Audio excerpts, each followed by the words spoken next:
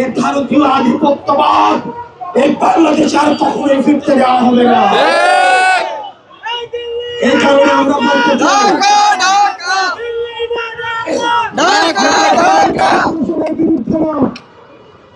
আমরা স্পষ্ট করতে চাই আমরা কোন ইনস্টিটিউশনের বিরুদ্ধে না, বরং যে ইনস্টিটিউশন গুলোকে ধ্বংস করা হয়েছে আমরা সেগুলিকে আমরা পুনঃপ্রতিষ্ঠা করতে চাই।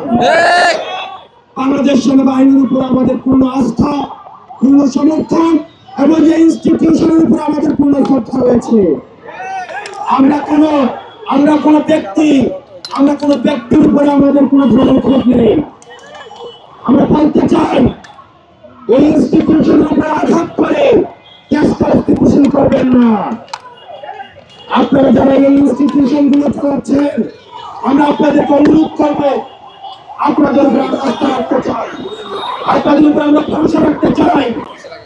আপনারা আপনাদের যে সার্ভিস রয়েছে, আপনাদের যে সার্বভৌমত্বের প্রশ্ন রয়েছে সেটাতে আপনারা আকর্ষণ থাকুন।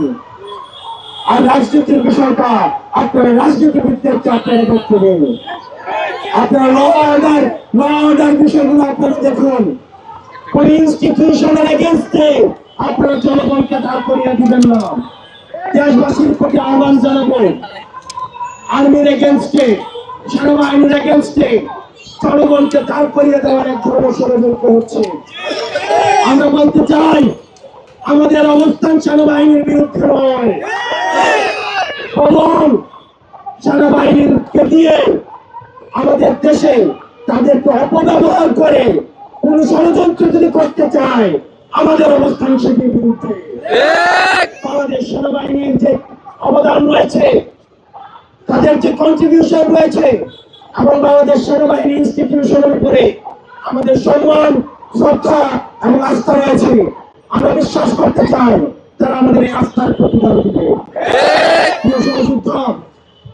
আমরা বলতে চাই এই যতদিন পর্যন্ত আপনারা জেগে রয়েছেন, যতদিন পর্যন্ত আপনারা দেশে রয়েছেন, এই ফ্যাসিবাদ বিরোধী এই শক্তিকে আমরা যারা ফ্যাসিবাদ বিরোধী শক্তি রয়েছে আমরা যদি ঐক্যবদ্ধ থাকি তাহলে আওয়ামী লীগ বাংলাদেশের পুনর্বাসিত হতে পারবে না। আমাদের এই সংকটের সময়ে আমাদের ন্যাশনাল ইউনিটি ধরে রাখতে হবে। অন্যান্য রাজনৈতিক দল যারা রয়েছেন আমরা আপনাদের আহ্বান জানাবো, আমাদের মধ্যে মত পার্থক্য হতে পারে, এই মত পার্থক্যের ঊর্ধ্বে উঠে আপনাদের উপরে আওয়ামী লীগের জুলুমের কথা আপনারা ভুলে যাবেন না।